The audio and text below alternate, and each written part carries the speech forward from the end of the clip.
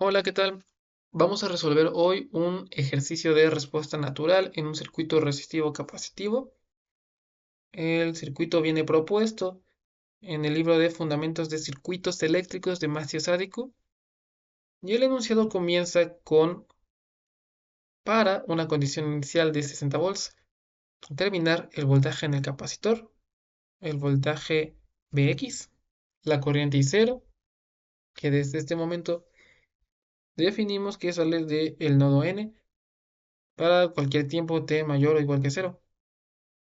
Empezamos el análisis con t menor a cero, no hay que manipular más. El mismo ejercicio nos está proponiendo una condición inicial de 60 volts.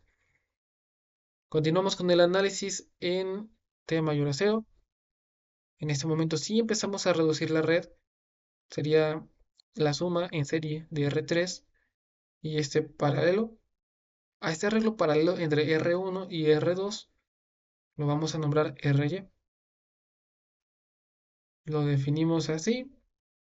Resolvemos según las magnitudes de R1 y R2 y resulta en 4 ohms.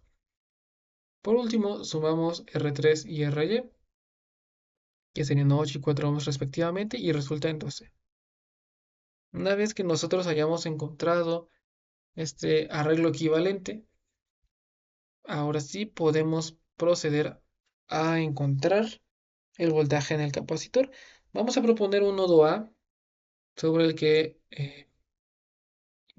estén involucradas las corrientes del resistor y del capacitor. Ambas tienen el mismo sentido, ambas están entrando porque ambos son elementos pasivos. ¿Ok? Ambas también pudieran estar saliendo del nodo, en este caso están entrando. Y bueno, esta es nuestra ecuación de corrientes de Kirchhoff. Sustituimos en términos del voltaje y vamos a resolver por variables separables. Por lo que del lado izquierdo vamos a dejar aquellos factores, aquellos términos que involucren el voltaje. Del lado derecho va a quedar todo lo demás. Procedemos a integrar. Y bueno, hay que tener especial cuidado con los límites de integración. Tenemos que recordar que vamos a integrar desde nuestra condición inicial hasta algún voltaje en algún tiempo t. Del lado derecho, pues simplemente es, bueno, recuperar nuestra variable independiente, ¿ok? Esta primera integral va a resultar en el logaritmo natural de esta variable del voltaje y bueno, resolviendo para sus límites superior e inferior va a ser una resta, pero por propiedades de logaritmos eso va a ser una división. Exponenciamos en ambos lados de la ecuación y reescribimos el voltaje en función del tiempo en términos de su condición inicial y la función exponencial.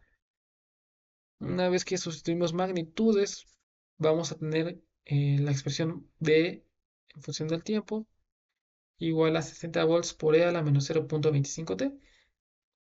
Con esto ya encontramos el voltaje en el capacitor y bueno, la propuesta es que encontremos entonces el voltaje en este resistor equivalente para poder continuar encontrando los demás parámetros que desconocemos, que sería el voltaje Vx, al final asociado a este arreglo paralelo, y la corriente I0 que sale de este nodo N. Entonces, la forma más sencilla sería trazar una trayectoria cerrada que involucre C1 y Rx para poder entonces plantear una ecuación que involucre ambos voltajes. Como ambos son elementos pasivos, pues bueno, se comporta de manera análoga a lo que hicimos hace un momento con la ley de corrientes de Kirchhoff. Vamos a sumar los voltajes del resistor, del capacitor y podemos identificar que simplemente es el negativo del voltaje en el capacitor, el voltaje del resistor. Por último, bueno, aquí nos conviene visualizarlo en el circuito inicial. Esto es un divisor de voltaje, este arreglo paralelo y R3. El arreglo paralelo hay que recordar que lo llamamos RY Entonces aplicamos esta fórmula de divisor de voltaje y el voltaje asociado a esta parte de la red va a ser el voltaje NRX, al final, que es el voltaje del último equivalente que calculamos,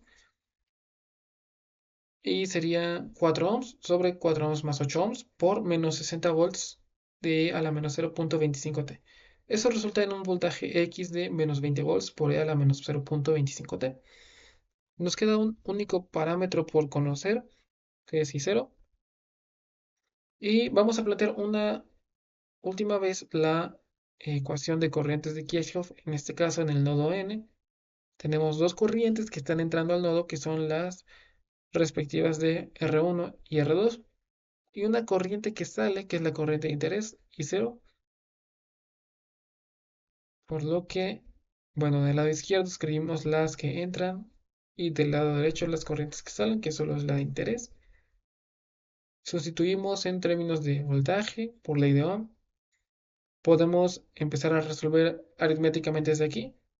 Yo sinceramente preferí, bueno, factorizar y luego eh, compactar al arreglo paralelo de R1 y R2, que bueno, es un resultado que sale pues por la matemática que estamos aplicando aquí. Sustituimos magnitudes y resulta en menos 5 amperes por E a la menos 0.25T. Aquí tenemos nuestra función de voltaje. El eje horizontal lo hemos dividido en taus y el vertical sigue siendo de voltaje.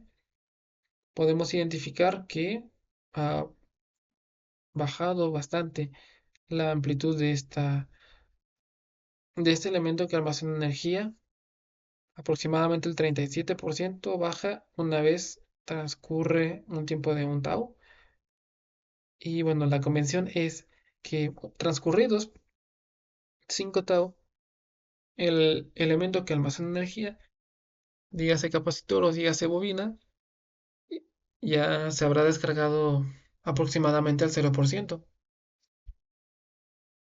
Bueno, con eso concluimos el video de hoy. De igual forma, si tienen dudas, inquietudes, pueden compartírmelas en los comentarios y sobre ellas resolvemos.